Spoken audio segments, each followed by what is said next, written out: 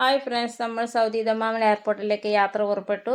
നമ്മൾ 5:30ക്ക് റൂമിൽ നിന്ന് വെക്കേറ്റ് ചെയ്തു. 6:15 എയർപോർട്ടിലെത്തി. എയർപോർട്ടിലെ റൂട്ട് പോകുന്ന വഴികളാണിത്. പിന്നെ ഞങ്ങളിത് എയർപോർട്ടിലെത്തി.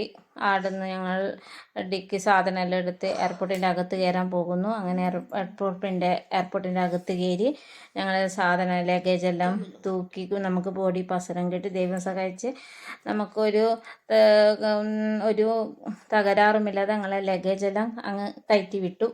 ഞങ്ങൾ കുറച്ച് ഫോട്ടോസ് എല്ലാം എടുത്തു. ഇത് എയർപോർട്ടിൻ്റെ പുറത്തുള്ള ഗാർഡനാണ്. ആടുന്നും ഫോട്ടോസ് എടുത്തു. പിന്നെ എയർപോർട്ടിൻ്റെ ഉള്ളിലും ഗാർഡൻ ഉണ്ട്. ആടുന്ന് ഞങ്ങൾ 3 ഫോട്ടോസ് എല്ലാം എടുത്തു.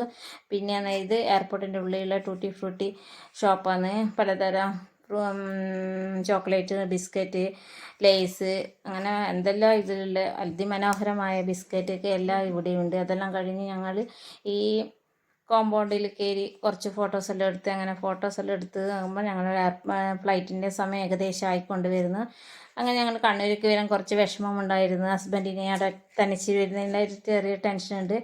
എന്നാൽ നമുക്ക് നാട്ടിൽ വരാതിരിക്കാൻ പറ്റത്തില്ലല്ലോ. അങ്ങനെ അതെല്ലാം മനസ്സിൽ അടുക്കി പിടിച്ച് ഞങ്ങൾ എയർപോർട്ടിൽ ഫ്ലൈറ്റിലേക്ക് വരേണ്ട വഴിയിലോട്ട് വന്ന് ഇവിടെ വന്ന് കുറച്ച് നേരം ഇരുന്ന് കുറച്ച് കഴിഞ്ഞപ്പോൾ ഞങ്ങൾ ഫ്ലൈറ്റിൻ്റെ അകത്ത് കയറാനുള്ള വഴിയാണിത്. അതിലേക്ക് ഫ്ലൈറ്റിൽ കയറിയിരുന്നു.